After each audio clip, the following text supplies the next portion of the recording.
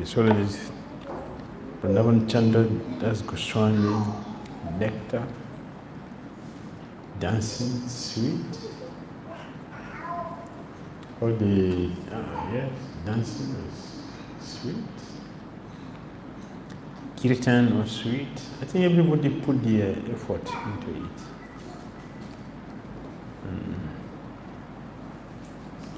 I'm seeing devotees' faces bright.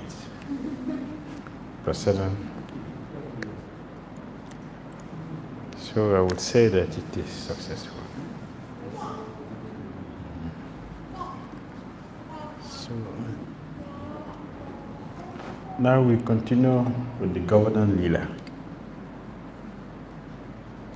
Can we start now? Yes, Maharaj.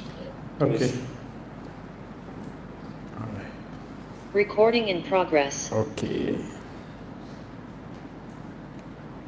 Krishna, Krishna, Krishna, Krishna, Krishna, Krishna, Krishna, Hare. Krishna, Krishna, Krishna, Krishna. Thank you.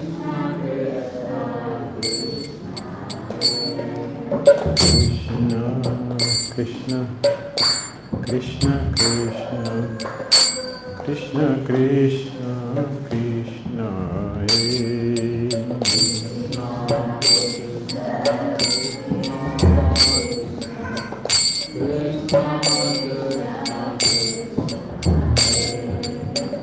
Krishna, Krishna, Krishna, Krishna, Krishna, Krishna, Krishna,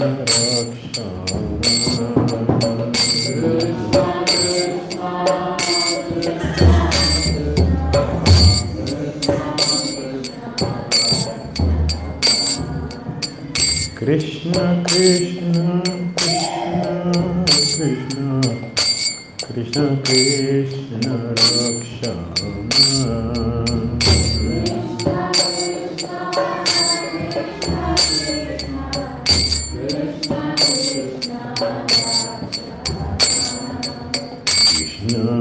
Krishna, Krishna,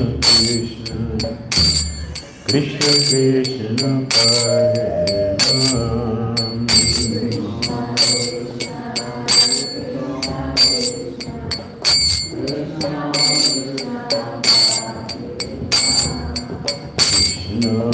Krishna, Krishna, Krishna, Krishna, Hare Ram.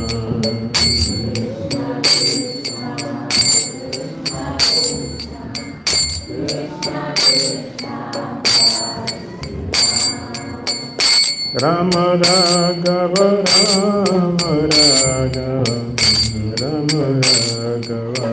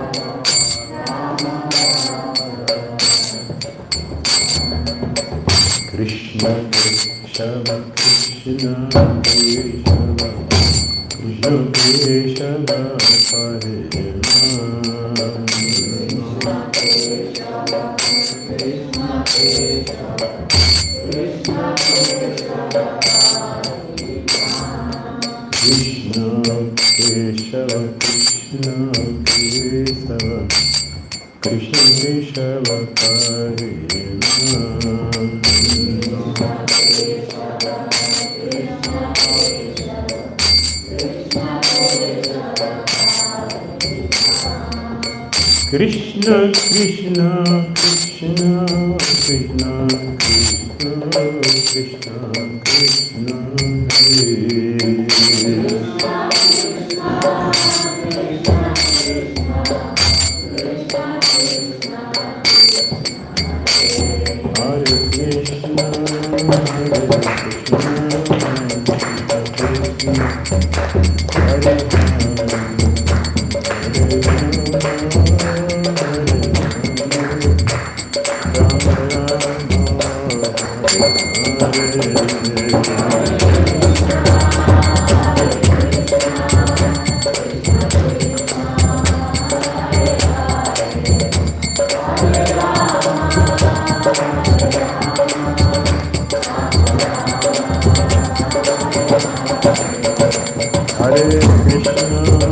Hare Krishna, Krishna Krishna, Hare Hare, Hare Rama, Hare Rama, Hare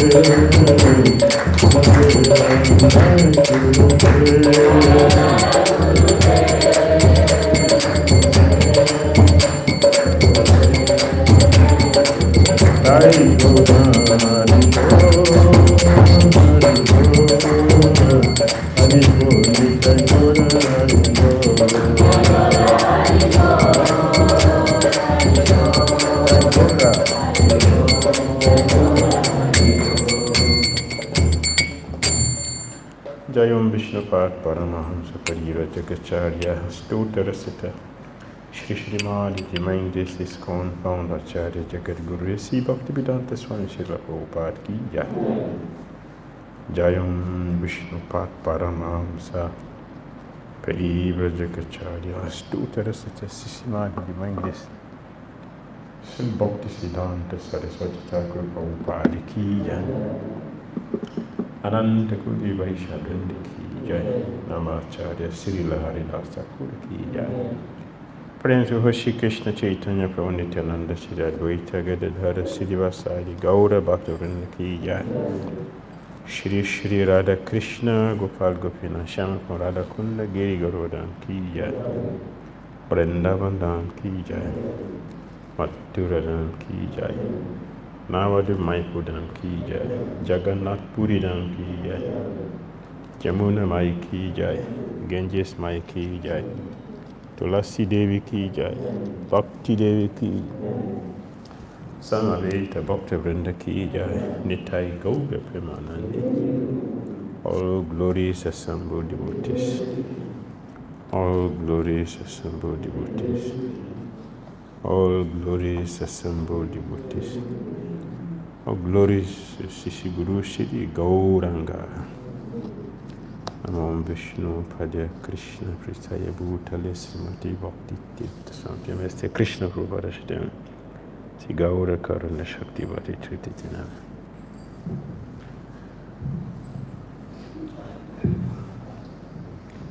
Om Namo Bhagavate Vasudevaya.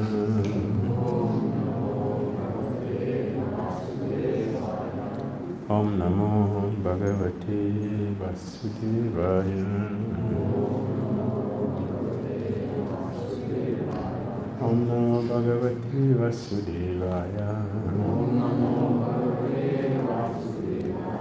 Om Jnana Timirandasya Jnana Shalakaya Yakshurvilitam Yena Tashmai Shri Gurave Namah Shri Chaitanya Manobhistam Stapitam Dena Bhutale Swayam Rupa Kadamayam Tadati Swavam Padantikam Vandeham Shri Guru Shri Tapadakam Shri Guru Vaishnava Shri Rupam Sakrajatam Sahagan Sagunatam Vitam Tam Sajivam Sadhuitam Savadutam Parijana Sahitam Krishna Chaitanya Eva Shri Radha Krishna Padam Sahagana Lalita Sri Visakanam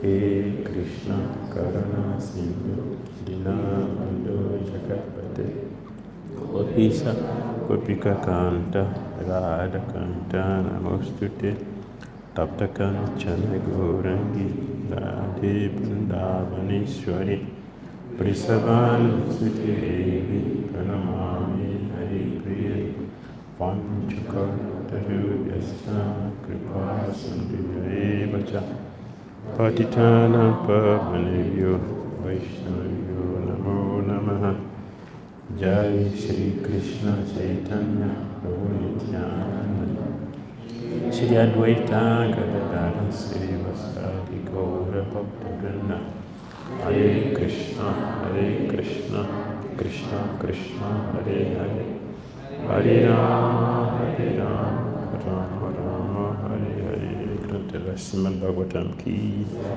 Srila Prabhupada ki, Hare Krishna. Giriraj Maharaj ki. So Lord Krishna intended to cut down the pride of Indra, so he can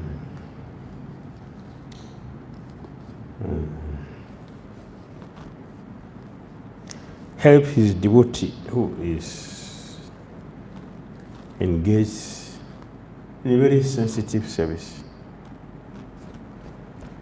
Srila Prabhupada mentioned in the Krishna book that Krishna doesn't want his devotees to have pride. And when Krishna sees that, he will make arrangements to help the devotee. So Krishna designed this to help Indra. So he has stopped his yearly puja which he has been receiving for many years. Indra became very angry. Very angry. And in that anger,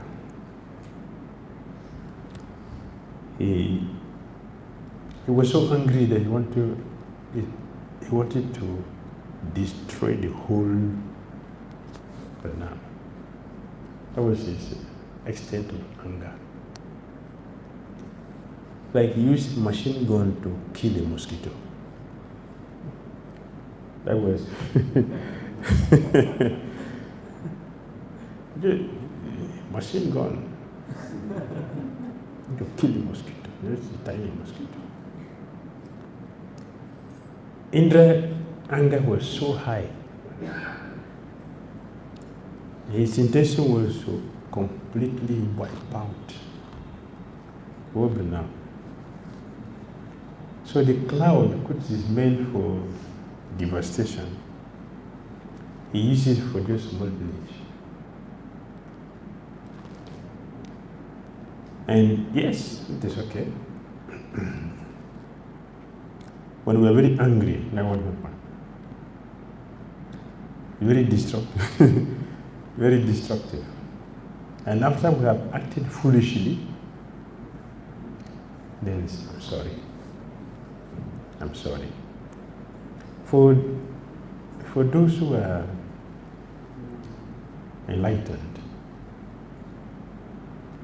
in my own life I have seen many devotees who doesn't say sorry. Devotees. Whatever mistake they do, even when they are meant to realize it, they will never tell you sorry. But Indra is fortunate that he said sorry to Krishna. And I have also seen how powerful this word, sorry, very powerful. But also very destructive. How many people have lost their job because they cannot say sorry? How many marriages have been broken because they cannot say sorry? How many friendships have been destroyed because you cannot say sorry? How many lives have been destroyed because you cannot say sorry? Just to say sorry. So heavy. that some of us doesn't have it in our dictionary of mind. Very heavy, very destructive. But Indra is fortunate, he can say so. Even Krishna himself, the Supreme Personality of Godhead, said sorry.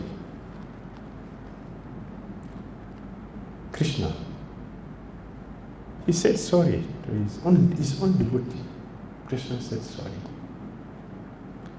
So Prabhupada said sorry. I was told my spiritual master also said sorry. I'll say, he said sorry. You see, from Krishna to the pure devotee, they say sorry. Look at Indra, he said sorry. But many unfortunate people cannot say sorry. Very destructive. We should learn how to say sorry. Sorry. Because there's so many dangerous things we're doing. Many dangerous things which we are doing, we're supposed to repent and say sorry. As sorry is so powerful, it can destroy, it can amend also. It can amend so many things, so many dangerous things can be amended by saying sorry. So Indra said sorry after realizing, after acting foolishly. After acting foolishly, he will say sorry. So he said sorry to Krishna. So Krishna stopped his puja and diverted the puja to Govardhana. So Indra, he waited. Where's my puja offered to me every year? What is happening this year? There was no puja. And he discovered that he do not even the Brahma. He's a small boy. It's a small boy. That stopped that. So he became very angry. What did he do? Sri Sukha Uvacha Indra Tatarmana Pujan Vigyaya Vihatam Nirpa Kupebya Krishnanan Te Byun Mandadipyasta Chukopa. Sukadeva Goswami said, my dear King Parikshit, when Indra understood that his sacrifice had been put aside, he became furious with Nanda Maharaj and the cowherd men who were accepting Krishna as their Lord.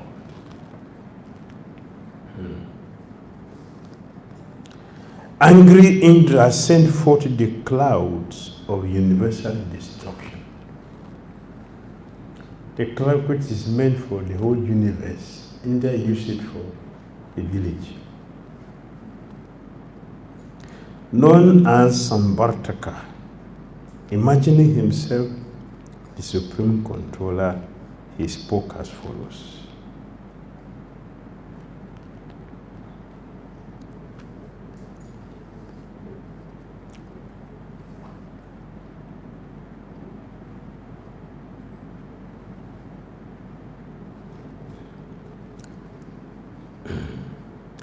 Samvartaka refers to the clouds used for destruction of the universe. The whole universe. Indra used it for one village. That's why we give an example. Using machine gun to kill a mosquito. That's Indra's mind. Such as Avaha and Pravaha were also sent. The 7 winds of destruction. Seven winds of destruction. There are 2 types. Samvartaka is of 2 types. One for fire and one for earth.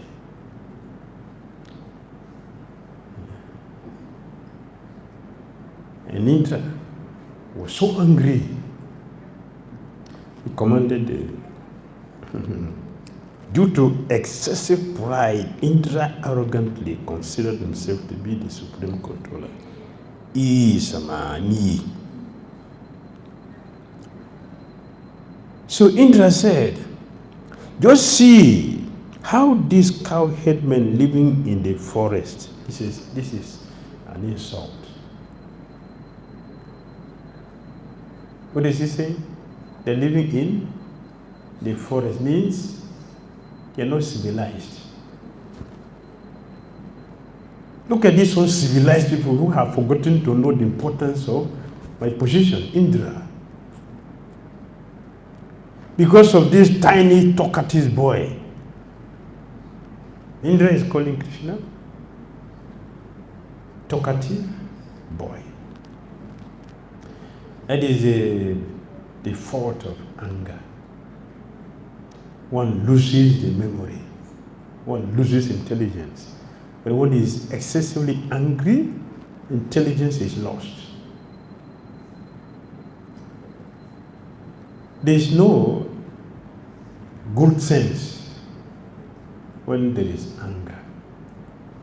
You can insult a person who is thousands of times superior to you, like this case. He's calling Brajabasi illiterate fools who live in the knowledge. That's insult.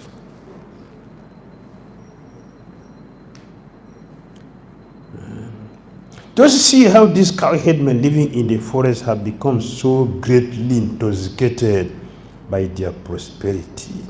They have surrendered to an ordinary human being, Krishna. And those they have offended the gods.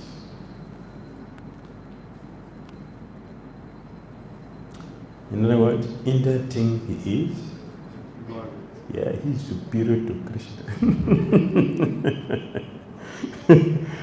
He's superior to Krishna. That's what he is thinking. Yes. Usually, alcohol is an intoxicant. There are other things which are more intoxicating than alcohol. Power. Power intoxicates more than alcohol. Power, position, fame, beauty. They are more intoxicating than alcohol.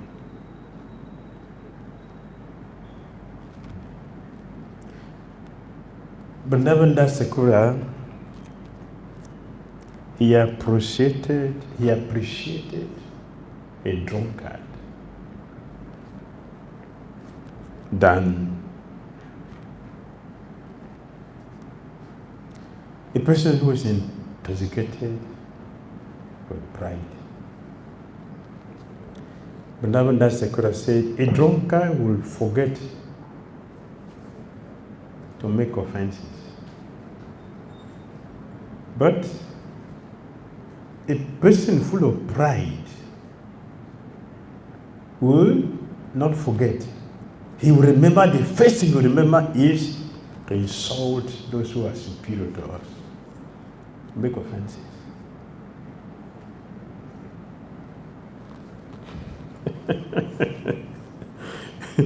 So, Jagai and Madai, they forgot, under the influence of alcohol, they forgot to make offense to Vaishnavas.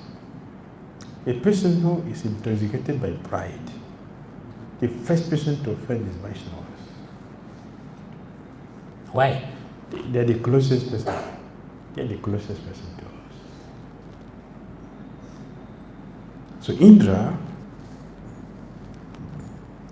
blinded by pride of his position, said, I am astonished to see the amount of wealth and bliss of these cowhead men, which is envy.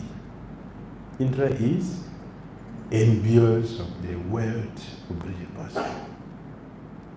It's envy. Being inspired by Goddess Saraswati, he can understand that Indra, we can understand that Indra was saying that the cowherd men had offended him by taking shelter of Krishna. Yes. Whom Indra considered to be martyr or immortal, ordinary human being. This ordinary human being. Krishna is called Martyam because he appears to give auspiciousness to the ignorant souls of the material world. Yes. Krishna comes to give auspiciousness. He is a fortune.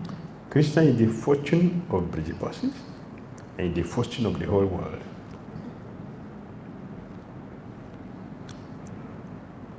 Mother Yasoda brought him for that, to create fortune. Yes. Indra continued.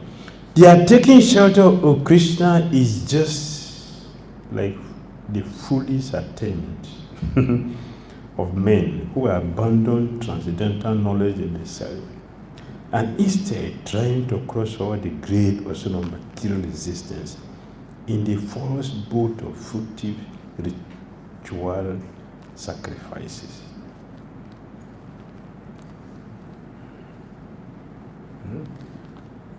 When one thinks that he knows, the moment one thinks that he knows, that very moment one is in trouble, big trouble. The moment anyone thinks that, yes, I know, that is the beginning of our problem. Because that very moment we have become a fool. Fool, big fool.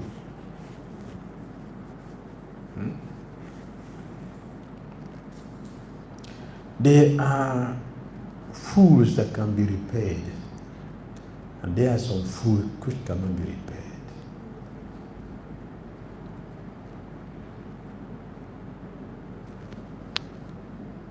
So the moment anyone thinks that I know, become fools. Fools.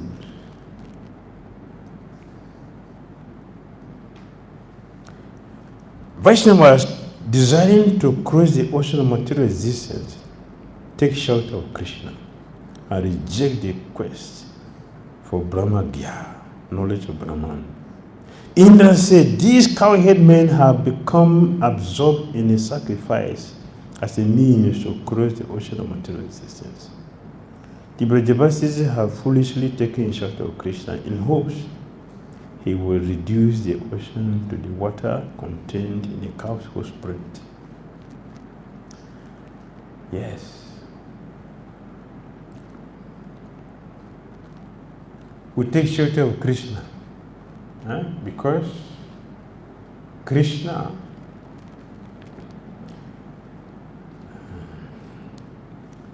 taking shelter of Krishna is the boat.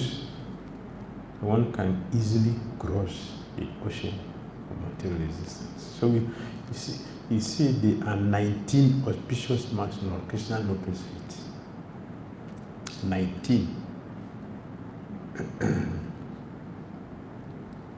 Auspicious marks. Krishna lotus feet.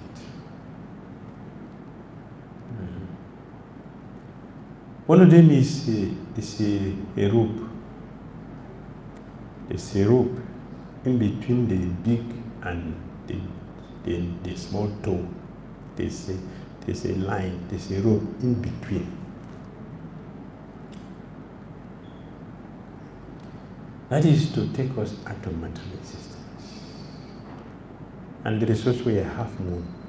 A half moon means so Krishna has reduced the ocean of material existence. Krishna has compressed it to the size that a devotee can step over. So devotees, or those souls who are very fortunate, see, Yeah. So in between the big and the small toe is a line. That is straight line. That is a rope. That is meant for us. And the moon. Where is the moon? Yes. Half moon. A half moon. See? A half moon. Krishna reduced the material existence to the size a devotee can easily cross. This Dr. Krishna noticed it. Take shelter. Let us take shelter of Krishna noticed it. We should not take shelter of anything, any person, except Krishna, only Krishna. Because you don't see any person who have these marks on their feet. Krishna has the potency. So he came to this material world to deliver us.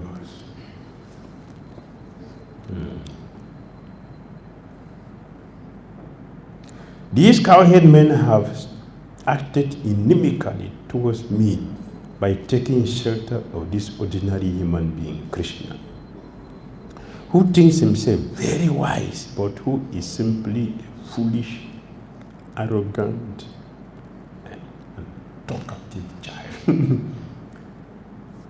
A talkative child. Yes, Lord Krishna talks, has the potency to deliver any soul. But Krishna talks. Therefore, Krishna's talk is very sweet, so it is called a song, not just a speech, it's a song.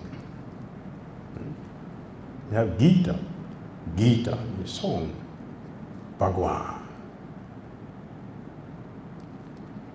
That is Krishna. When Krishna speaks, and when Krishna's pure devotee speaks, there is power. The sages and the Mesharaya, they told Sutta Goswami, we have been sitting here and swaha, swaha, swaha, only smoke that was coming. Our body is getting dark because of the smoke. We're not finding a solution. Just one word from you, this smoke is dissipated.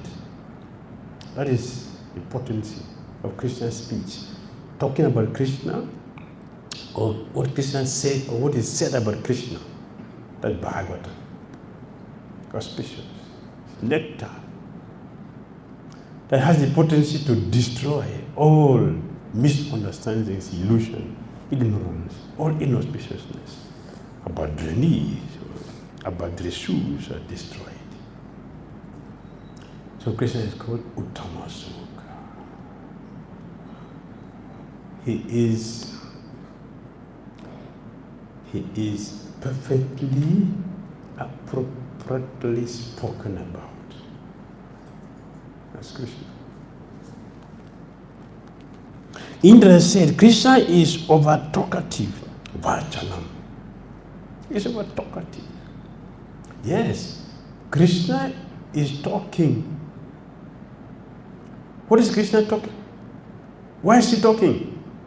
For our benefit. Therefore, only Krishna should talk. Nobody else should talk. Everybody should listen. Because what is the value of our talking? When Krishna speaks, our hope of transcending the material existence is guaranteed.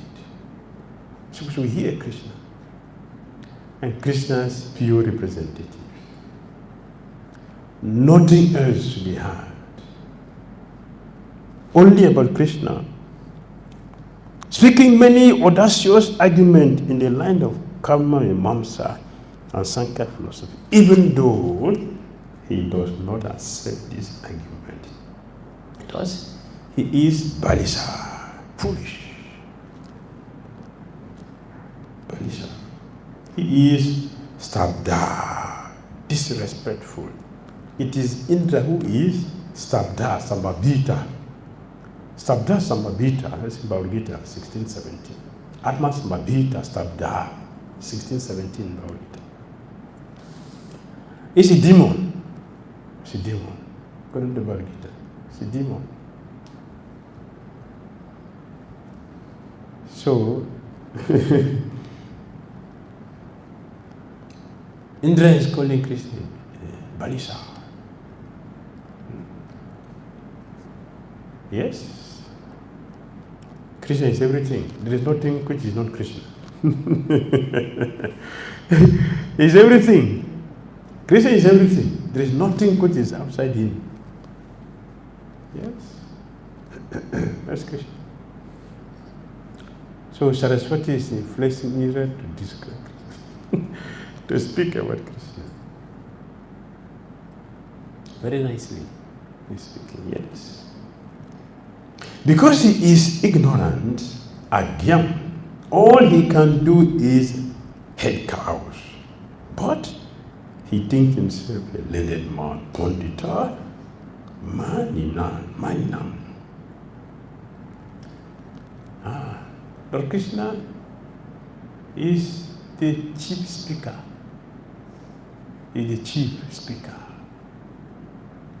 When Krishna speaks, others will hear.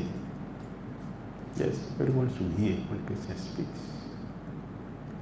How did Lord Brahma got out of his ignorance to become powerful Brahma, Veda Garbha? How did he get out? By hearing Krishna. And he has to also give us the knowledge because he has heard from Krishna. Krishna spoke. The Brahma heard.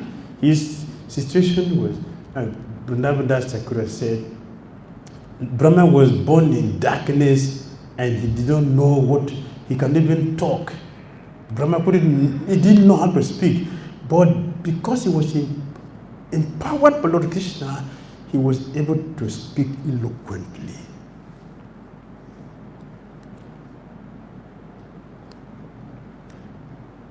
Because he heard from Krishna. So one who has not heard from Krishna shouldn't speak. If you have not studied Bhagavad Gita, don't speak. Keep quiet. Because it's only foolishness to speak. Anyway, although the insult of Indra, Goddess Saraswati is actually praising Krishna does. By Krishna's mercy, even a fool, Balisa, becomes expert in speaking Vajala. That is what Indra is actually saying. Yes, because he is the perfect speaker, supreme speaker, and his speech is all auspicious. He should be heard, and it should be spoken.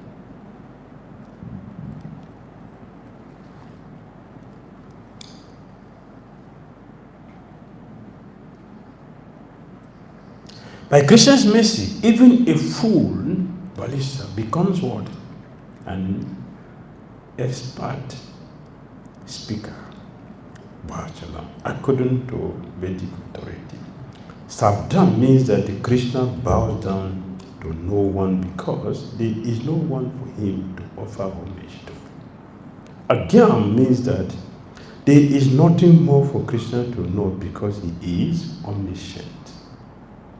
And Pandita Maninam means that Krishna is highly honored by the knowers of the absolute truth. Krishna himself, he declared, I put even sages into confusion.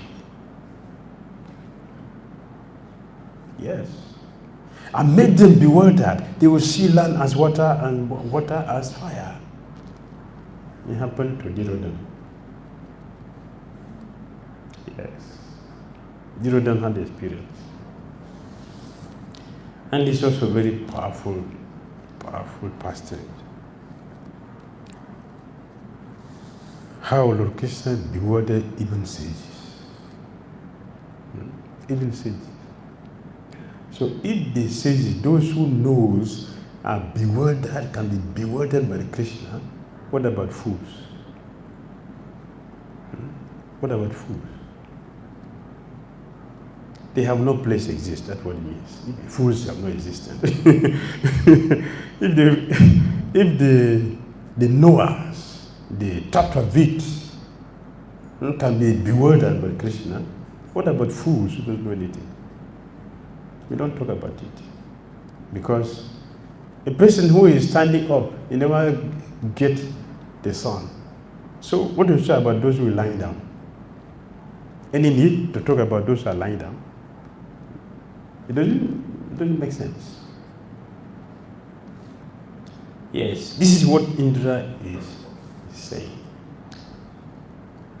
That when a foolish person hears about Krishna, he becomes wise. Yes, that is true. Krishna spoke at Bhagavad Gita to Arjuna, who was bewildered. What happened after hearing Bhagavad Gita?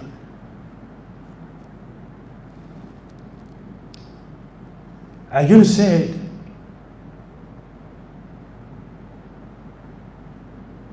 my illusion is gone. Maya chuta prasadam. By your causeless mercy, my illusion is gone. I have regained my strength. I'm ready to do what I was not able to do before in ignorance. Now you have destroyed my ignorance, so I can do what I was not able to do. That is the potency of Krishna speaking. Yes.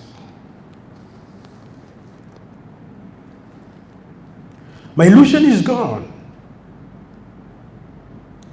I have regained my strength. I am ready to do whatever He asked me to do. I will do it. This is knowledge. This is knowledge. When one is able to say yes to the Supreme Personality of Godhead, that is knowledge. One is considered a wise person, a fortunate person.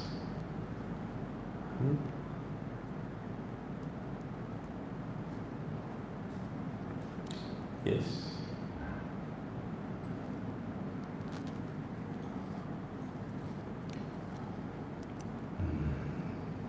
So, after talking this, Indra went on to insult the verses. Not only Krishna, not only Krishna is insulting and calling names, he also said, look at these Brajabasis, they have intelligence. The intelligence had become like the animals which they keep. Therefore, they can listen to Balisa, who think is a pandit.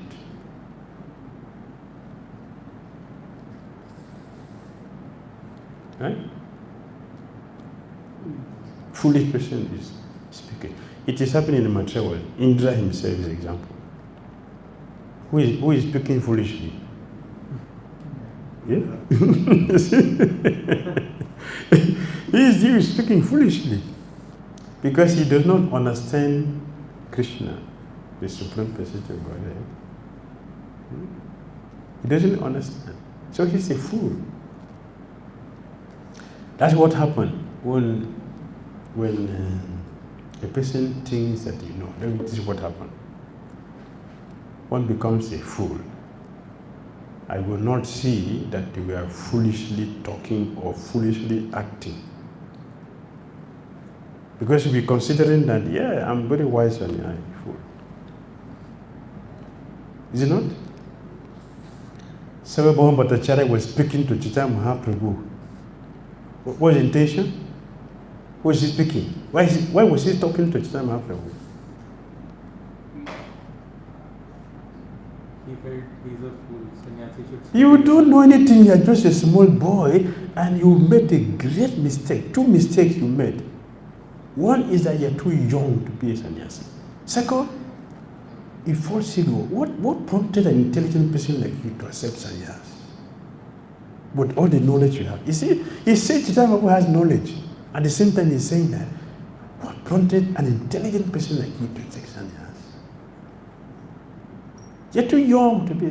Your age is too. Your age is too delicate. It is too delicate. And your beauty is a problem for you. Your beauty is a problem. How can you maintain? You're so handsome like this. How can you maintain yourself?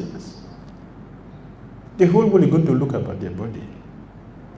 They were projecting envy, lust towards you. So how will you maintain?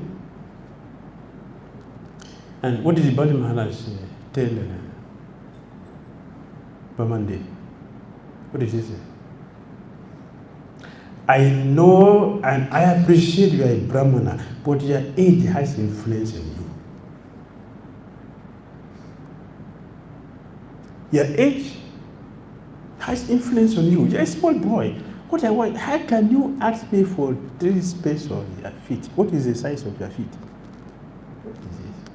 You don't know I am a great king that nobody should come to me after receiving charity from me. That person should not be a beggar again in life. Ask me for everything. You're asking for 3 steps of life. Very nice. Very nice. You are very wise. I'm a fool. Very good. Who shall see? Who shall see? Who is a fool? I will see how my age is influencing my my intelligence. I will see.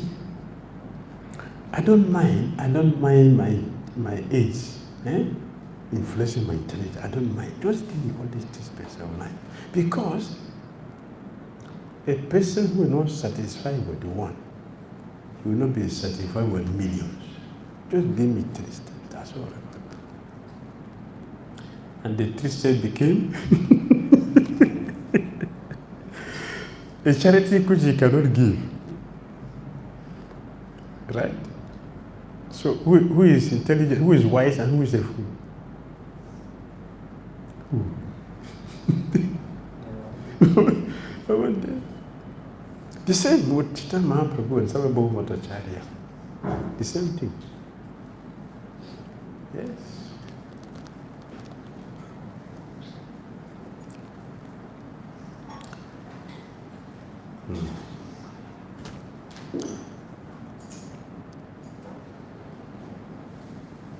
To the clouds of destruction, King Indra said,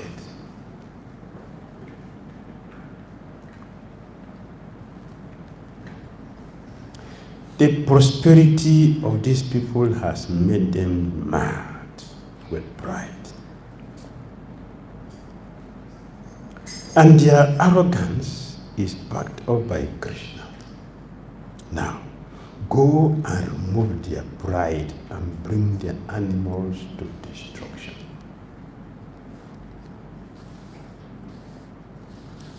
You want to kill.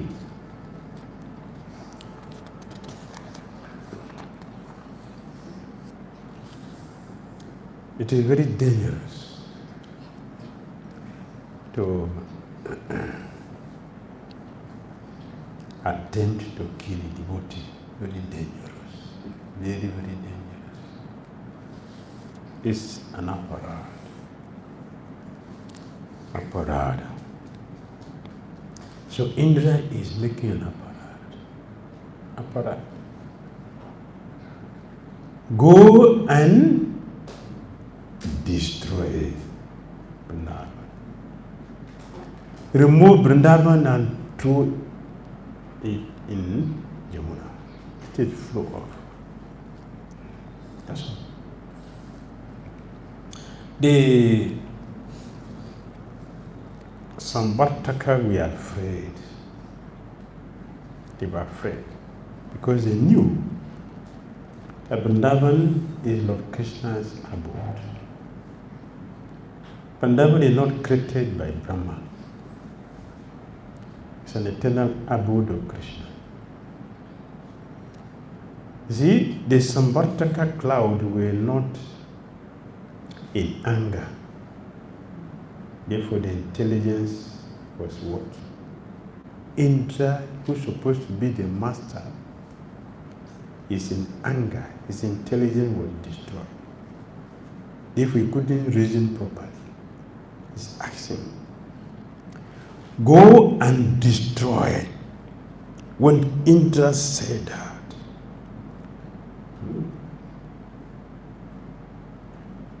the unintentional inner meaning of Indra's word is as follows.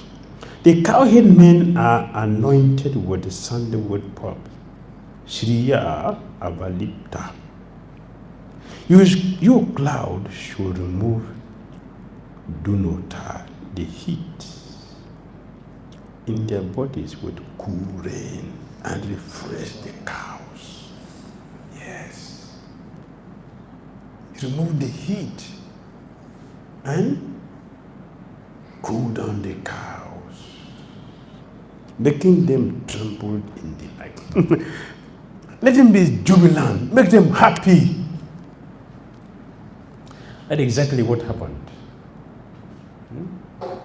That's exactly what happened. Indra, you're thinking of something else, but what he did was opposite.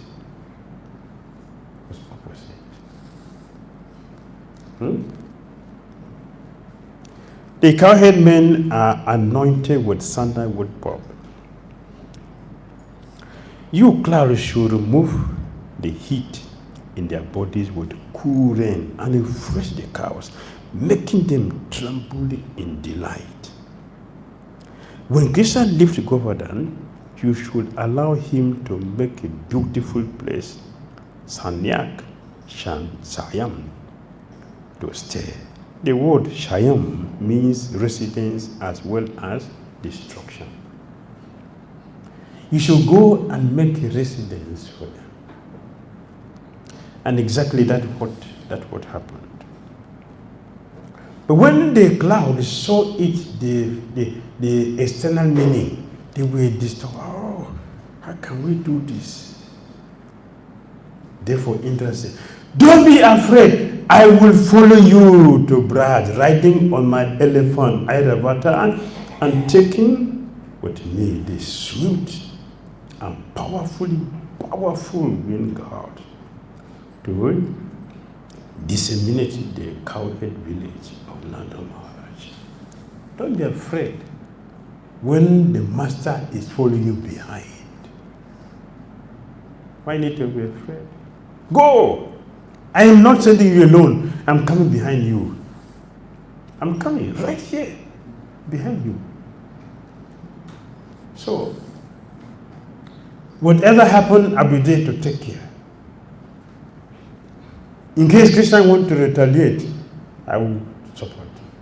But my thunderbolts, the clouds, and the wind, we are complete. It's false ego. This is false ego.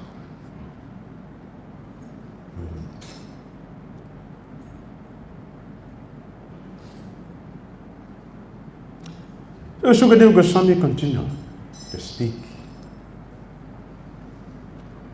After Indra has assured the frightened clouds that he is coming behind to support them in all areas. So, out of obedience for Indra, their master, the cloud, they came. Listen. Indra said what? We should make the cows tremble in jubilation, in happiness, in joy, out of ecstasy. So that is the experience the Vrindavan they had for 7 days. 7 days. 7 good days. The Vrindavan enjoyed. They were not feeling the pain they had usually when Krishna goes to the forest, or when they are sleeping in the night. Both the cowherd boys and the cowherd girls had their desire fulfilled. They were not feeling the pain when Krishna is going to the forest. They were not feeling the pain of separation when they are sleeping in the night. They were able to see Krishna face to face for continuous 7 days, non-stop. Their eyes were not blinking. They were drinking, jubilant. They were jubilant. 7 days celebration, not 1 day boat festival, July festival. It should be 7 days. You agree?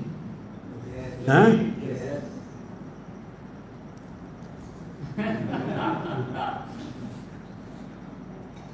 Festival. That is our recreation. Isn't it? That's our recreation. What is Krishna doing here? He is establishing what? A new festival. Yes, festival. New festival. Not one day, not just one day. 7 days. What is 7 days? Every day. Every day. Celebration. Every day. That is Goloka. Nothing is absent for a moment. There's nothing which is absent for a moment.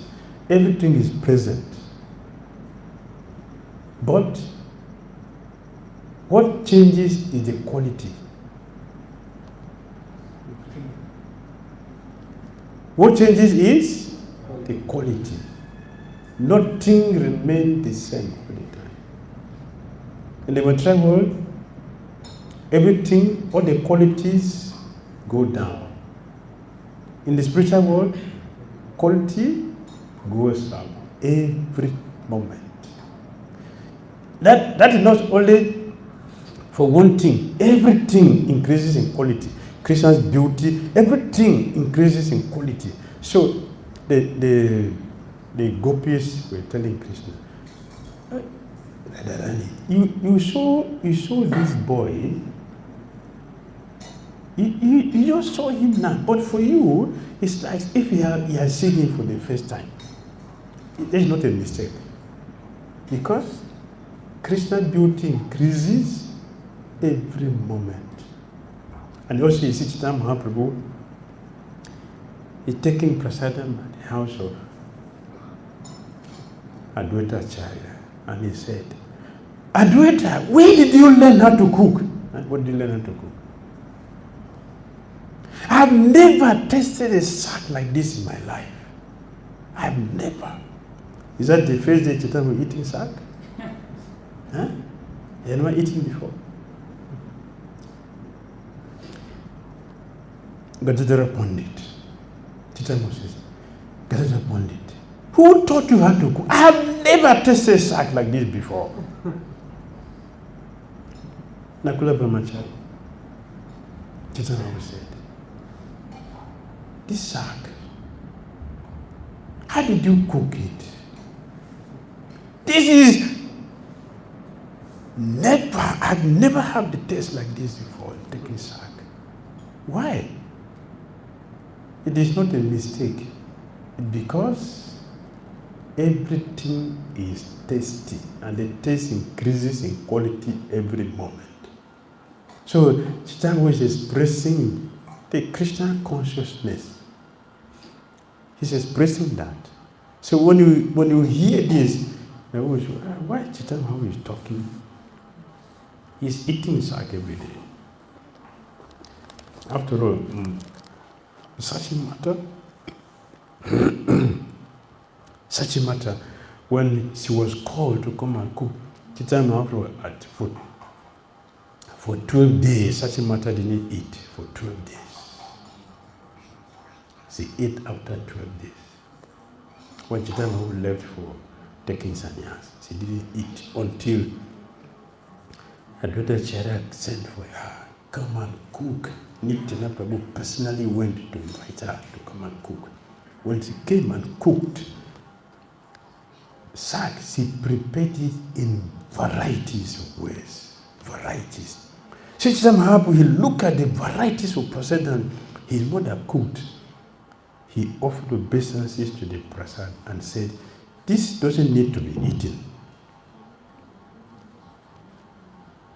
There's no need to eat this. Just look at it. just look at it. Nobody feels satisfied just looking at food. But in Goloka, you just look. After all, After all, that is Krishna's nature.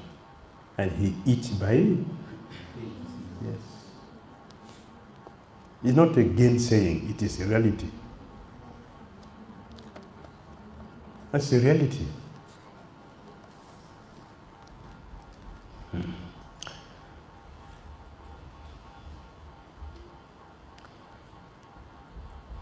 On Indra's order, the clouds of universal destruction released untimely from their bonds went to the cowhead pastures of Nanda Maharaj. There they began to torment the inhabitant by powerfully pouring down torrent of rain upon them.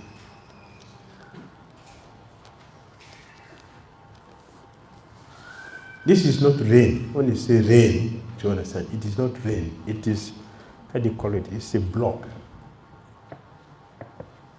It is a block like this. Okay, like ice block. That was happening, not rain. It was, yes, it was falling like, because it is. Like a waterfall. Yes. But ice blocks was falling. So it is called rain, if you understand. Not like our own rain here. And you touch, you don't feel anything. And this one, if you hit your head, it will break. So when it was hitting the cows with the hump, it will explode like you throw a bomb. It will explode. One like this will explode and fool the ground. Just one. That's what the Indra was doing. Not our rain is coming. No. It was heavy chunks of like a mountain. Indra was throwing down Vrindavan, Bridapasses. That's what he was doing.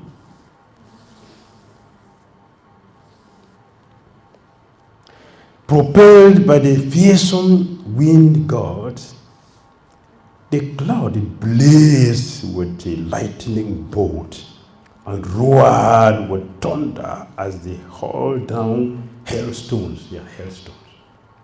Hailstones. Not rain, it is hailstones. Big, massive chunk like this. And there were many coming down like that. When you hit on the head, you're finished. Can you imagine? How do you call this activity? Demonic. To give anxiety to a devotee is demonic activity. Yes, he has intention to kill, to destroy. That was his intention. To kill, destroy them. Finish. I don't want to see it. There shouldn't be any history of Vrindavan. Finished. That was his intention.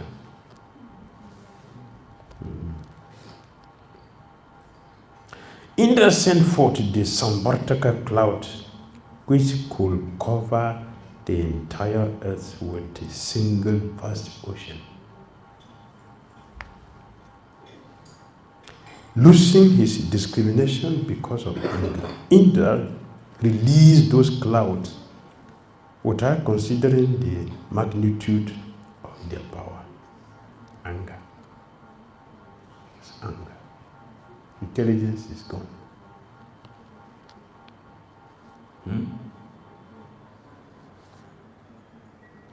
Rumbling with the thunder, Sanahid Nubi, the cloud moved, Nuna, here and there, being pushed by Avaha and Pravaha winds.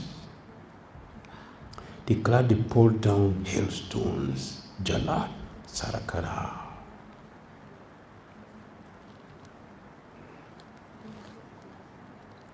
As the cloud released a torrent of rain as thick as massive columns, the earth was submerged in the flood. and high ground could no longer be distinguished from low. No land again. You cannot see that this is a mountain or this is a... Everything was the same.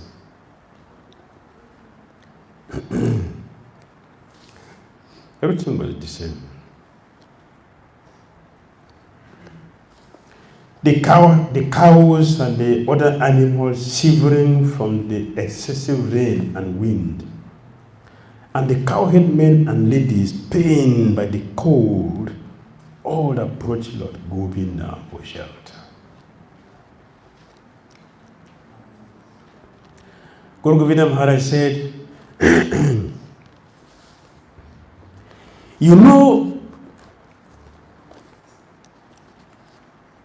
will know among us who is a devotee when something happens. Where do we run to? Whom do we run to?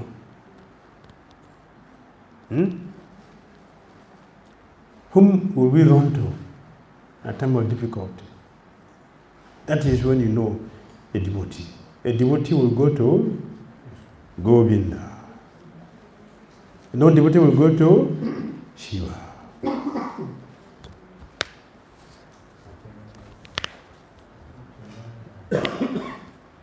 Prem Mandir.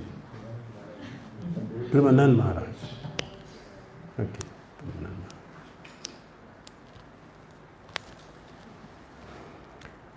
Well, everything will be tested. Everything will be tested. We have a school here in India that doesn't have exam. Yeah? You attend a school here, you attend, there is no examination. After 5 years, take your certificate. Go.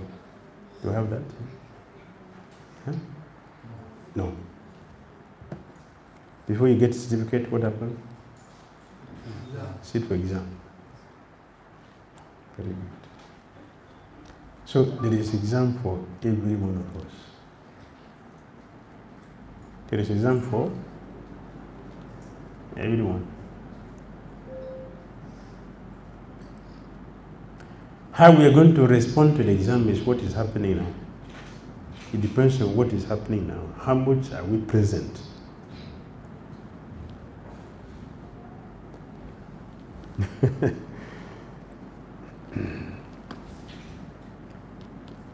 Don't think that all the activities in Christian consciousness are ordinarity.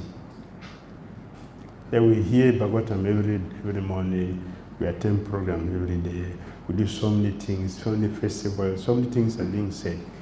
But all these things we are doing, it will come on the examination day. How much are we present in what is going on now will show on the examination day. Whatever we think we are, whatever thing we can do, we are doing, everything, for now we can do anything, can say anything. Don't forget that what is happening now, the examination is coming one day.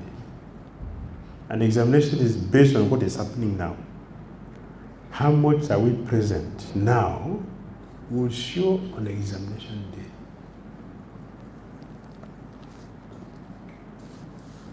So we can have many reasons, many excuses, so many things, so many plans.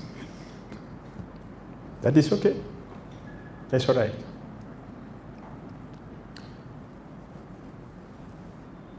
We will see the result on the examination day. The examination day will show who is who. You understand? Are you with me? Yes. If you like. But examination is coming. There is examination. It is sure. It is sure. It is certain. It is a must. Yes.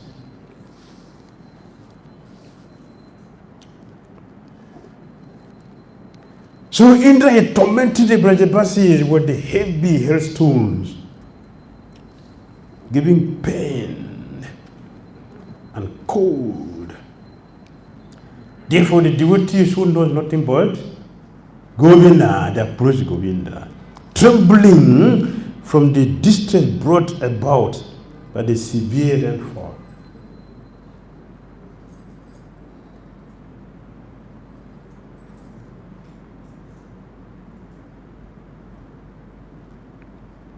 And trying to cover their heads and cows with their own bodies. The cows approached the lotus feet of the Supreme Personality of Godhead. They didn't go to anywhere. They went to Govinda, Govinda, Govinda.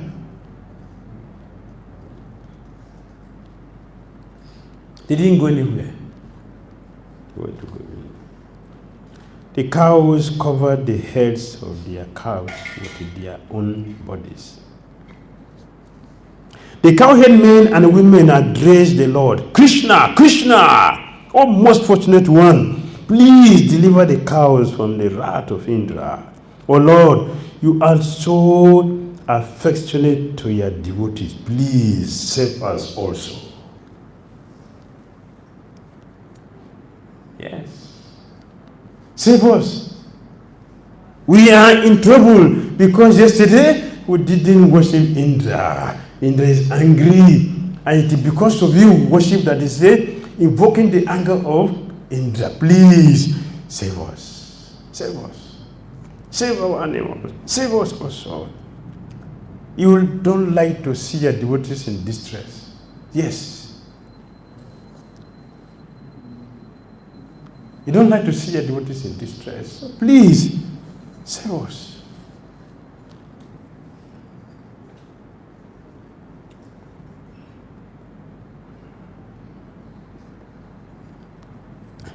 The cowherd men, they remembered 𝐾𝐚𝐦𝐿 became Krishna's naming birthday and name giving ceremony day, like 𝐾𝐚𝐬 says. So they remembered. Anena saraba durgani yuyam anta tarisha. By his grace, you will easily cross beyond all difficulties. This is Bhagavatam 10:8-16. The Brajabasis were confident that in such a time of danger, Lord Narayan would empower Krishna to protect them.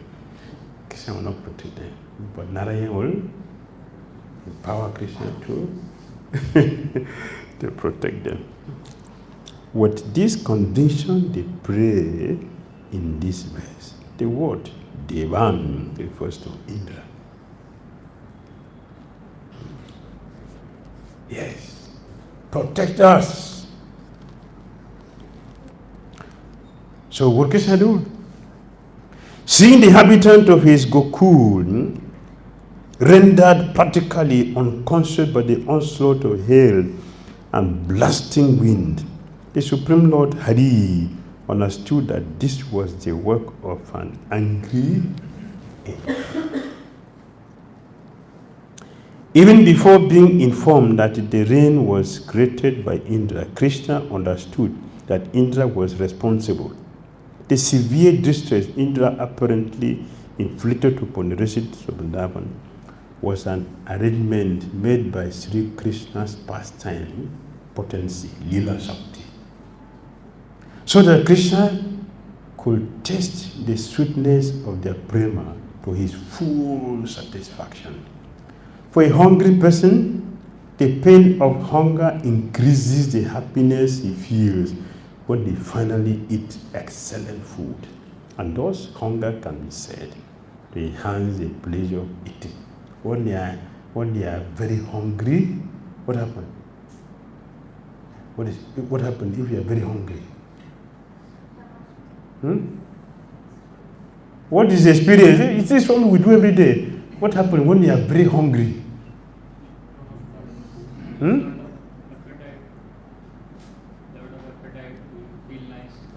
You eat more and the food will be very tasty for Is it right? You eat more. That is the challenge after Ekadasi. The challenge is what you are going to eat, the amount of food you are going to eat. That is the taste. The taste is not the Ekadasi you observed. The taste is after the Ekadasi, how you eat.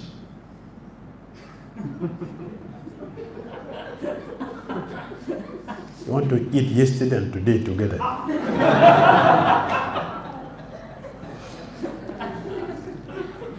That is where you get the pass mark, not the fasting you did.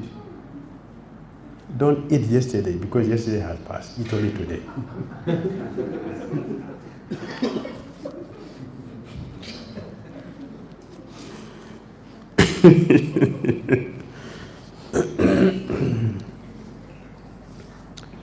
So anyway, Krishna said to himself, because we have stopped this, his sacrifice, Indra has caused the unusually fierce, unseasonable rain, together with terrible winds and hail. That's okay. Because I want to taste the bliss of my friends. We have mentioned many times. When Krishna goes to the forest, the girls are not happy. When Krishna comes back to the house to sleep the night, the boys are not happy because of separation. But for 7 days, this was not there. So Krishna wanted to test this place. So he created this. He used Indra to do some service so he can be glorified. That's Krishna. Want to glorify. By my mystic power, I will completely counteract this disturbance caused by Indra. Demigods like Indra are proud of their opulence, and out of foolishness, they falsely consider themselves the Lord of the universe. I will now destroy such ignorance. So Krishna said, what? I will remedy the situation and through my mystic power. Don't worry. Don't worry. Ma Sucha. This is an action. And Bhagavad Gita is just a philosophy hiding there. But this is action. This is action. I will remedy the situation by my superior spiritual power. Yes. So don't worry. Don't worry. Being falsely proud of their power due to the mode of ignorance, these demigods think of themselves as Lord. I will now destroy this ignorance. I will destroy this ignorance. Since the demigods are endowed with the mode of goodness, the false pride of considering oneself the Lord should certainly not affect them. When I break the false prestige of those bereft of ignorance or goodness, my purpose is to bring them relief.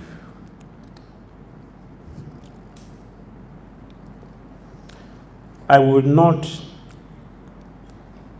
completely crush this weak Indra of his pride, but I will correct this fault of false pride, which has arisen in my devotee. With this intention, Krishna speaks this verse.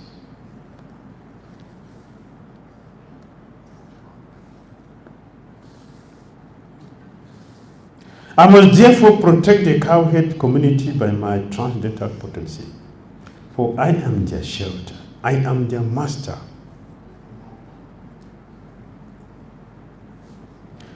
And indeed, they are my own family. Krishna, Jalaru.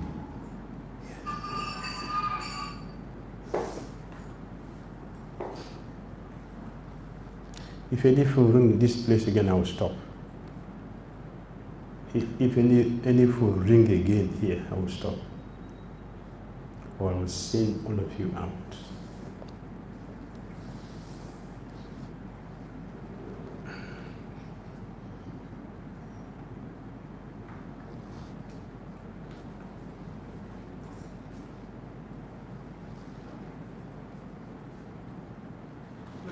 After all, I have taken a vow to protect my devotees.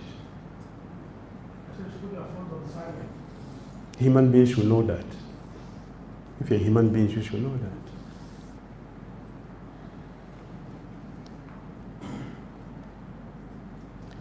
Krishna said, I will protect the cowherd community ghost town from this disturbance created by Indra, because Braj is my own home.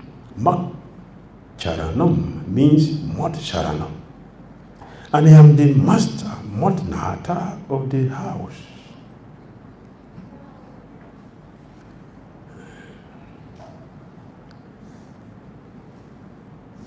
Braj is the place where my father, brother, and dear ones, Pari, Graham, live. Not only will I protect these people from this disturbance, but I will protect all people, even at the time of Mahapralaya, annihilation of the universe. I have taken this vow. Me Vrat Ahita. I have taken this vow to protect my people.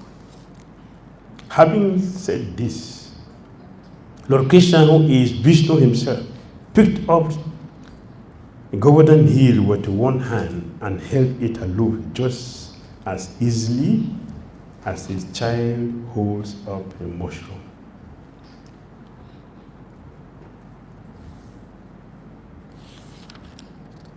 Now what Krishna did,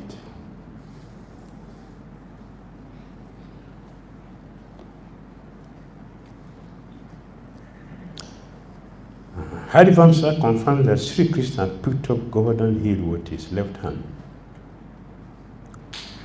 With his left hand, Krishna picked up that mountain, which was touching the clouds.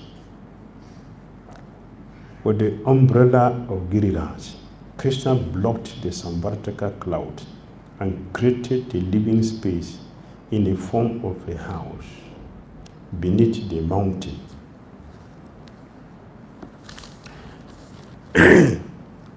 When excuse me, when this was happening,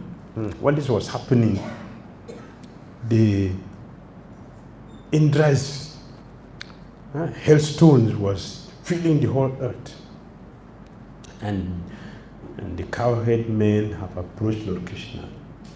And Krishna left the house to Govardhan.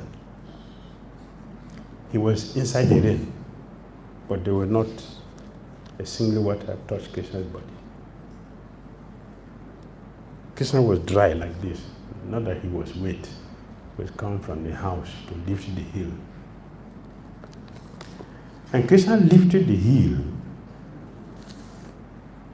Sri Rupa Goswami said,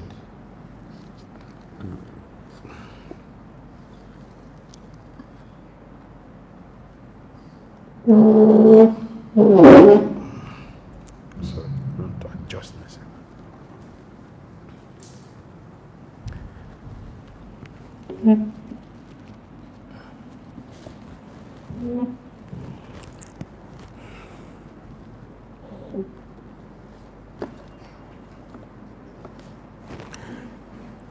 Long time before, long time back, the mountains were moving. They travel. They're not stationary.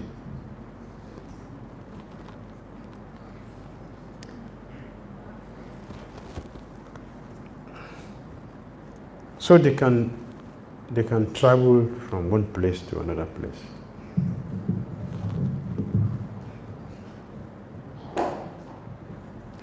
But their travel is very dangerous.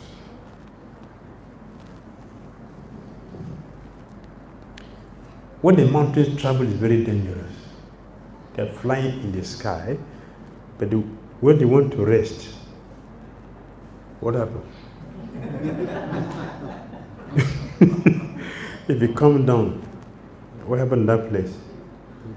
Everyone there destroyed. So they complained to Indra. So Indra used his thunderbolt to cut off their wings. They couldn't move again. That is why the mountains are staying in one place. So since that time, they have been very, very angry with Indra. And they have been seeking revenge for years. And Krishna knew about it. To fulfill their desire, Krishna lifted the heel.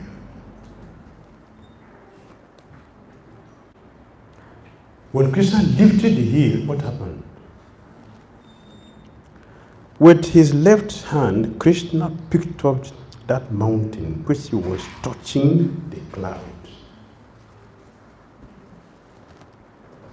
So when Krishna lifted the heel to please the mountains who have been angry with Indra, touching the cloud, the animals who are on top of the mountain, Govardhana-lila, tormented the heavenly planet, tortured them. They were running helter-skelter in anxiety. Indra's intention was to disturb Vrindavan, but what happened? They were disturbed. So in this way, the mountain became very happy. And Krishna has fulfilled their desire by revenge. Who were disturbed? Clouds? Who were disturbed by the animals? Clouds? Like, who were disturbed by the animals moving here and there? The mountain touched Indra's abode.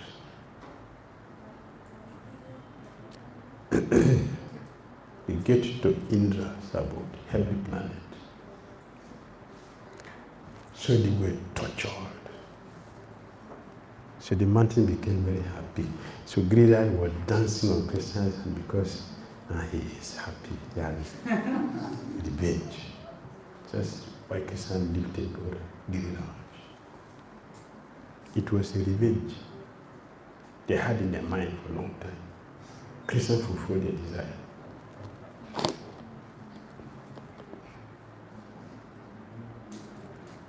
With the umbrella of Giriraj, Krishna blocked the Samvartaka cloud and created a living space in the bottom of house beneath the mountain. So when Krishna lifted the hill, the soil at the base of the mountain came down and created, walls. It made a wall all around, a circle, that the water was not entering inside. So Krishna told him, now all of you should come inside. So all the Brajavasis entered with their animals, with all their load. It brought everything inside. No single water entered inside. They were peacefully protected. At the same time, the heavenly denizens of heaven were in anxiety. While the Brajavasis were peaceful, they were very peaceful. They say, come inside. Don't be afraid. Now you're safe. Come inside here. They all entered inside. With the umbrella, the soil came down automatically came down and made the circle all around. Everybody was under it, peacefully. With everything, no single thing was destroyed. It brought in all their goods under the mountain. Krishna held the mountain without any difficulty, just like a child holding mushroom. When Krishna was preparing to leave Govardhan Hill, a partial expansion of a Yogmaya potency named Samariki temporarily removed all the rain from the sky, so that as Krishna ran very swiftly from the porch of his house to the mountain, neither his turban nor other garment became wet. No rain touched Krishna's body, nothing. He was completely dry like this. Inside Krishna walked inside the heavy rain, torrential rain. He was not touched. He came peacefully. He was not running. Krishna was not running. He came peacefully on his own sweet will and entered into the, then he lifted it and brought all the verses inside. The rain did not enter, no single water entered inside. And Krishna held this mountain for 7 days. The Lord then addressed the cowhead community, "O mother, O father, O resident of Braj, if you wish, you may now come under this hill with your cows. Now you can all comfortably take shelter under Govardhana-lila. Take shelter. You see, I told you before that the Govardhan is our shelter. We should worship him. Can you see now? He's giving us shelter. We are protected. Fully protected from Indra. When this is happening, the denizens of heaven were in trouble. Because Dhira went up very high. The animals, they were surprised. What is happening? Our mountain has started moving again after how many years? we have lived here for years. The mountain never moved. What is moving today? What is happening? In that confusion, they were not intending to attack them, but if you see a lion running towards you, how will you feel? Will you think that he's coming peacefully? A lion's coming means you're going to become a feast. And all other animals that were there, it gave trouble to them. But the Vrindavansis were very peaceful, very, very peaceful. Peaceful. The Vrindavansis replied, but how can our cowhead community, which includes many thousands of cows, calves, bulls, and so on, fit under Govardhan, which is only 3 miles across? You see, Govardhan is wooden Vrindavan, is not? Means what? What does it mean? It is smaller. It is smaller. So, you are telling me that this building should contain the whole world inside here? Eh? Is it possible? Is it possible like that? Huh? The container and which is contained, which one is bigger? The container. Now you are telling the container to enter which is the content. Is it not a miracle? Is it not what you call miracle? Mystic power. Krishna promised, I'm going to show Indra or the demigod with my power. Is he showing it now? Yes, he said that. He's showing it. Because Govardhana-lila was in ecstasy, being touched by Krishna's hand, it acquired inconceivable power and even felt the hundreds of deadly thunderbolts thrown upon its back by angry Indra to be offering of soft, fragrant flowers. That's how it feels.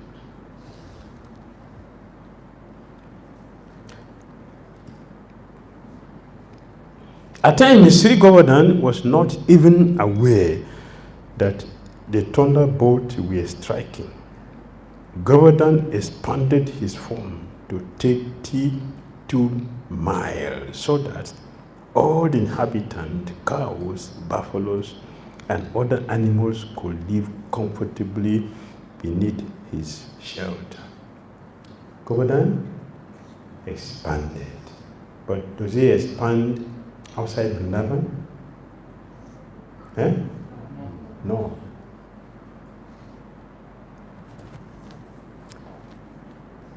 Understand? Yes. This is the mystery. You see Krishna and Shakti. This is Krishna Shakti. Okay. Krishna Shakti.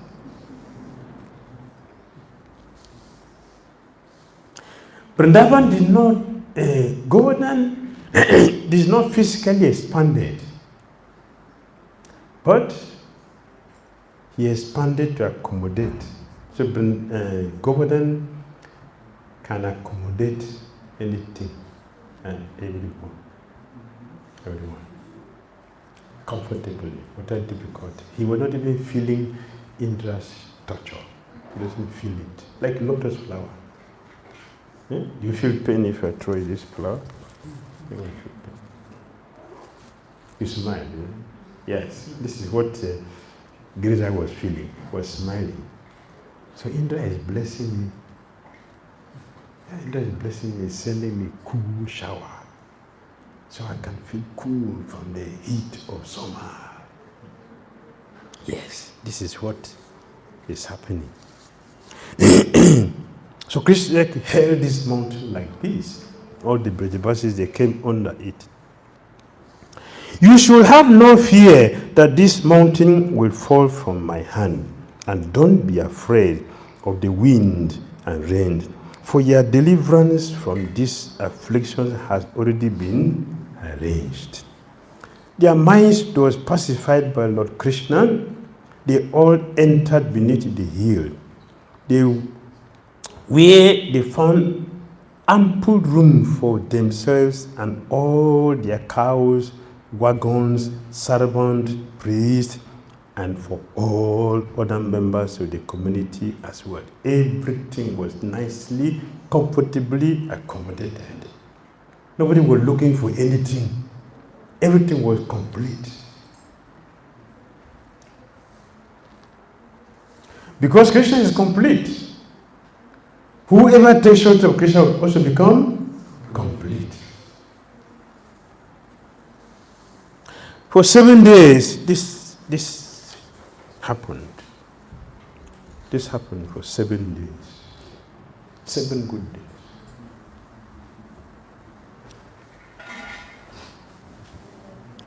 So one day, Mother Yashoda came to Krishna and she said, "My dear son, you see the result of disobeying the elders? Can you see how you are suffering? You are carrying this mountain for how many days now? Huh? We have been worshipping Indra before you came. Nothing happened. You just came now, and talkative as you are, you stop from worshipping Indra. You see the result? You are suffering. See, don't be imprudent and don't be independent. If you are independent, you will suffer like this." Mother Mangala came. "Mother, don't say like that. My friend is not holding anything. Brahmana with my mystic power, I'm supporting the hill with my stick. He's not doing anything. What is he doing? Can't you see? I'm a Brahmana with my mystic power, with my stick. I'm the one holding the mountain.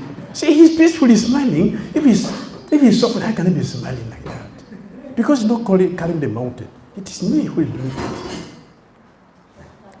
Mother Yashoda said, "Rascal! Rascal!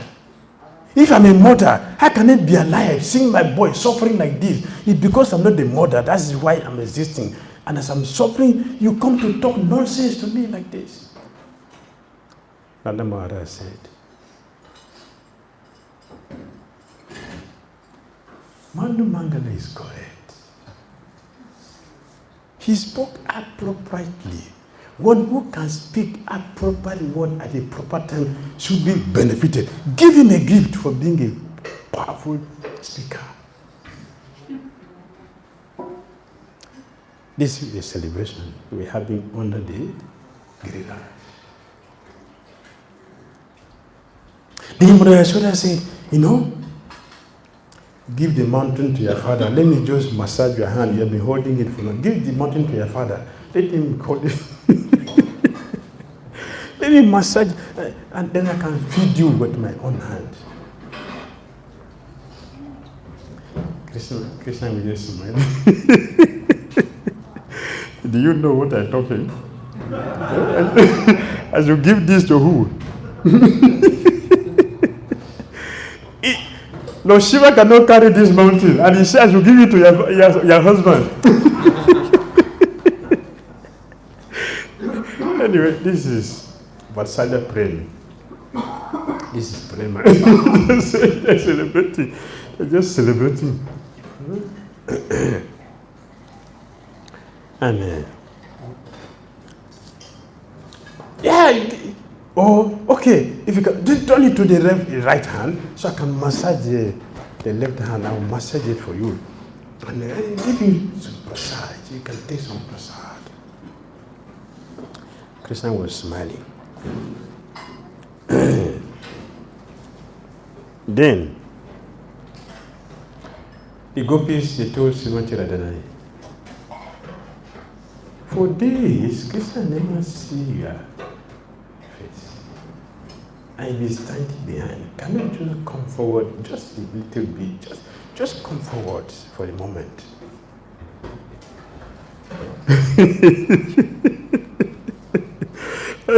As the gopis said like this, Srimati just came.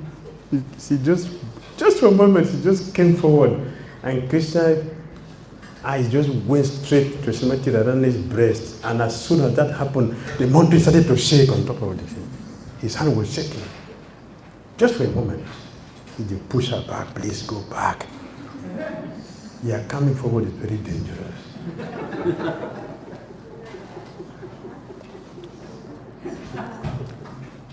So she went back. She didn't stay there. Just a short.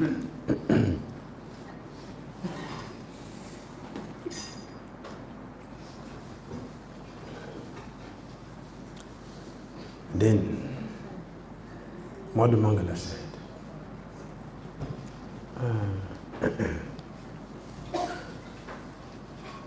we have not had your flute for days. We've not had of your flute for days.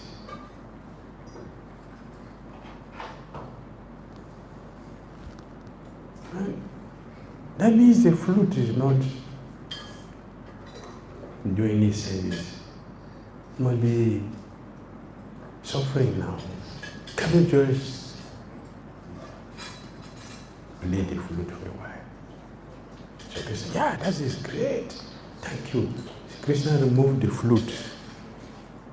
Before he could place it on his mouth, Kariba snatched it from him. You don't know the strength of your flute. You don't know if you play your flute here, the mountain will fall in ecstasy. And when mountain goes into ecstasy, the source of our protection becomes the source of our destruction. Please give the flute back, don't play it. So Krishna put it back. That is flute of Krishna. Powerful. Very powerful. Not ordinary. So these things, they happen. This conversation goes on every day for the 7 days. They're entertaining themselves for complete 7 days, and nobody remember that days are going. You see, do you remember anything when you're enjoying? Huh? Time moves very fast when you're enjoying, and time doesn't move when you're suffering. So when they are enjoying, they didn't know days are passing. The days are passing.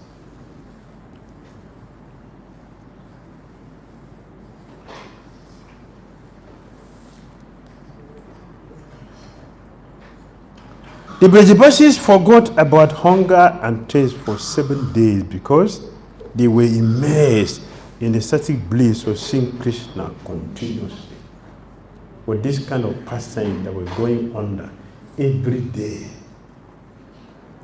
They didn't remember the days are passing because this was happening.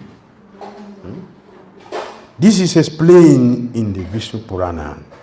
Shri Krishna held up the mountain while his praises were chanted by the Brajavasis, all of whom now had the opportunity to dwell together with him, and who glanced at him with joyful and amazed eyes. Thus, the cowherd men and women were all elated, and out of loving affection, they opened their eyes wide. They were drinking the nectar through the eyes for 7 days. When Indra observed this exhibition of Krishna's mystic power, he became most astonished, pulled down from his platform of false pride, and his intentions thwarted. He ordered his cloud to desist. How do one become humble? How do we become humble?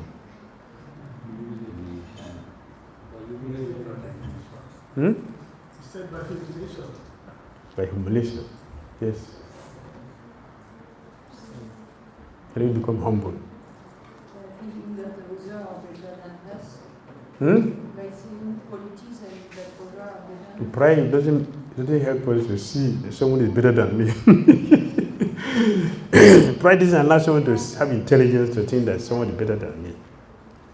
Pride makes us think that I'm better than everybody. Nobody is better. I'm the best.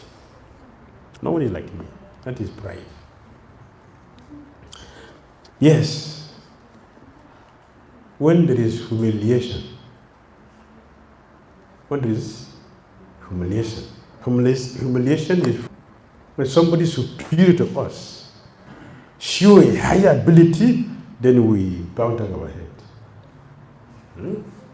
So Indra became humiliated by Krishna's supreme power.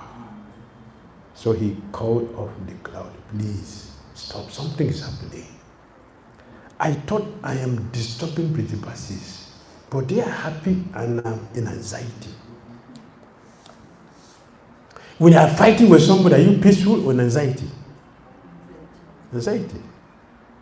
So Indra had been fighting, struggling the whole day, but the Brajavasis, the Brajavasis were very peacefully under the umbrella of Govardhana and relishing the bliss of Krishna to their eyes. They were drinking and joking and conversing. For hunger did not come in there. They were not outside. They were inside. It's Krishna consciousness. Nothing was felt. They were just happy, celebrating their blissful association with Krishna.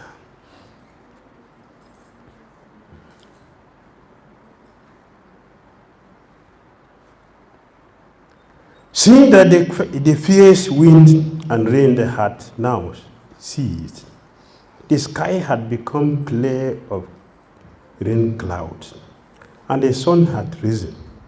Lord Krishna, the lifter of Govardhana-lila, spoke to the cowherd community as follows. Lord Krishna said, "My dear cowherd men, please go out with your wives, children, and possessions. Give up your fear. The wind and rain have stopped, and the river's high waters have subsided." After collecting their respective cows and loading their paraphernalia into their wagons, The cowherd men went out. The women, children, and elderly persons gradually followed them.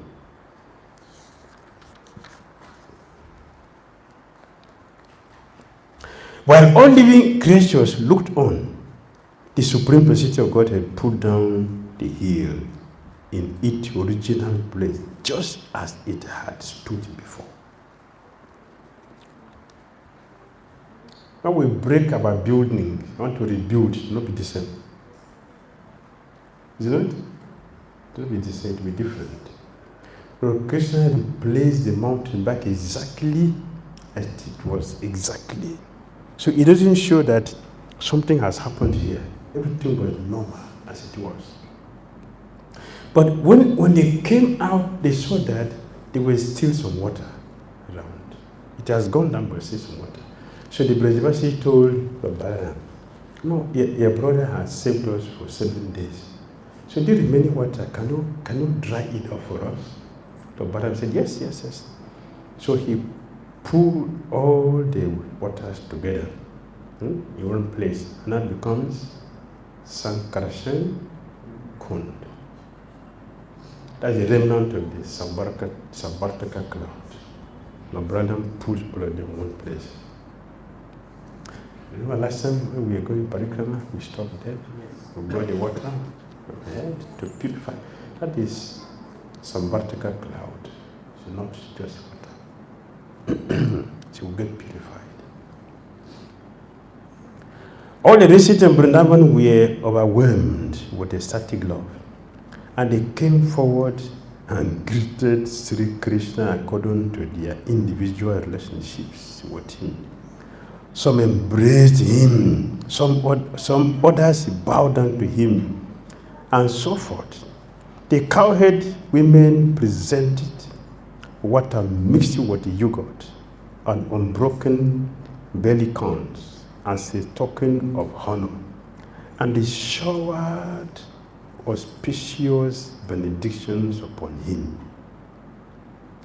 Mother Yasoda, Mother Rohini, Nanda Maharaj, and Balaram, the greatest of the strong, all embraced Krishna.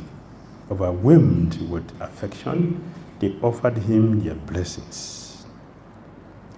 In the heavens, O King of all the demigods, including the Siddhas, Sadhyas, Gandharvas, and Charanas, sang the praises of Lord Krishna and showered down flowers in great satisfaction.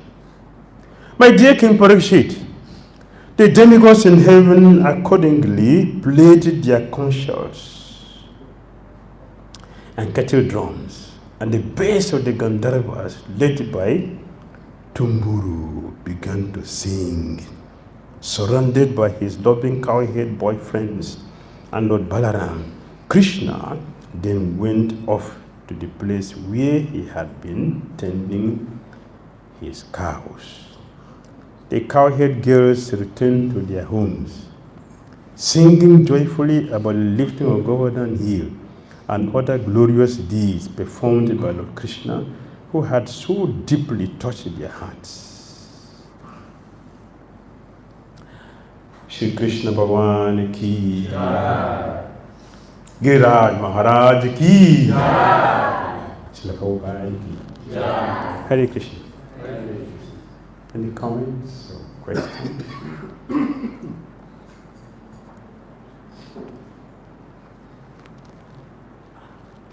Yes. We were talking about tests. Hmm? We were talking about tests, that everything will be tested. About? Tests, exams. Yes. So is there a pass mark? Without pass mark. So it's either fail or pass, or there is like certain percentage. Yes, there is a pass mark. Krishna said that in chapter 6 of Bhagavad Gita. Whatever little we do, we become a Brahmana or aristocratic family, or if we go to heaven, whatever. There is a pass mark. You not only fail or pass. In between, Yes. Percentage. Yes. Right. Yes, sir. Why right now Govardhana is there outside Vrindavan? Huh? Like earlier it was inside Vrindavan. Hmm. Govardhan. Right now it's Yes. outside Vrindavan. Wait, is not Vrindavan? And that is also correct. Vrindavan is not only this place. Vrindavan, the whole 12 forest, Vrindavan.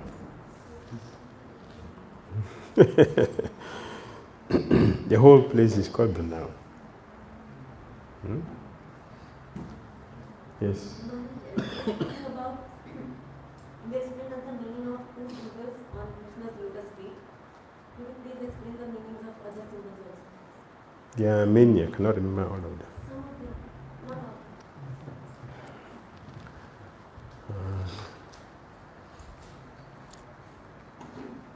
This is sacrificial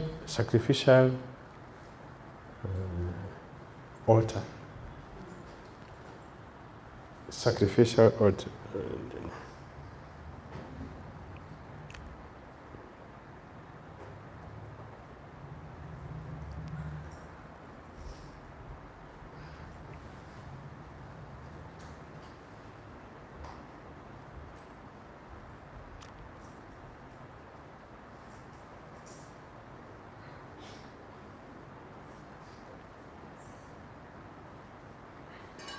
She wanted the meaning. You can do that tomorrow if you want the meaning. You can do that tomorrow. I have the book. That explain the meaning. So you can do that tomorrow. Remind me tomorrow. I'll give you the meaning for each of the of the marks. Yes, in speaking a little about the importance of pasturing and cow grazing for... We are talking about Giriraj. We can talk about that tomorrow. Today is a Giriraj. Because my question is... We'll talk about that tomorrow. Because I want us to focus on something. So let's meditate on Giriraj, so we have something in our head, so we can take something. So if there are too many things, we will forget what we are discussing. But let's concentrate. We are talking about Giriraj, yesterday, today, Giriraj. And then we'll talk about our visit Vrindavan. So we should center within when we discuss on, so we can... If it is a general, you just give a class, that is okay.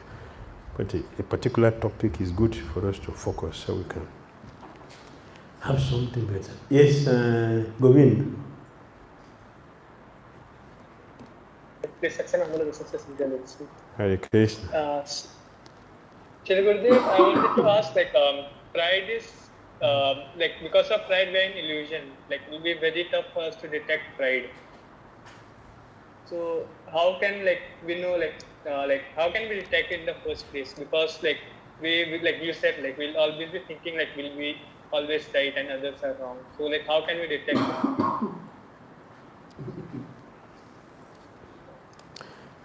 When we don't see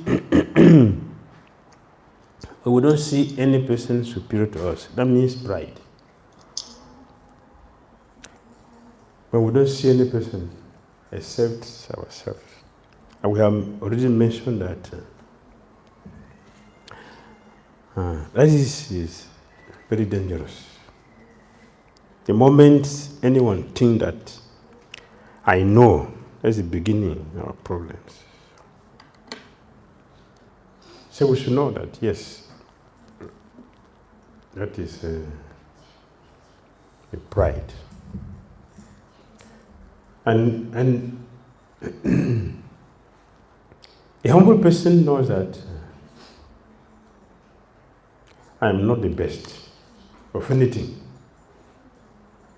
I'm not the best of anything. That's humility. Of course. A foolish person also can also think. A truly humble person knows that I'm not the best of it. Therefore, I should be open to learn. The foolish person also thinks the same way, but he doesn't want to learn. That's the difference.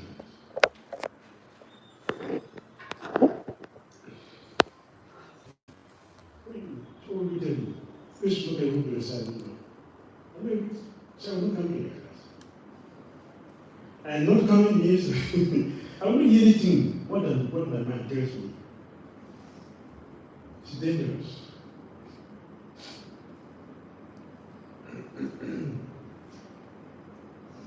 So, and when the person is full of pride, nobody will like you. Nobody will like you. Anywhere you are, nobody will like you. The only person who will like you is the person who will get some mature benefit from you. Other general people, they will not come to you. They will invite other people for their festival, they will not invite you. Really don't like you. You come and spoil our festival.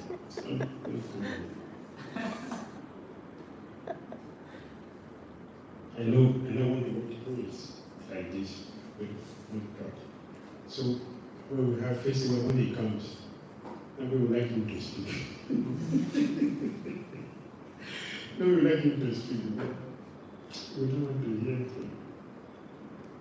We want to hear him to speak. Only pride, want to distribute.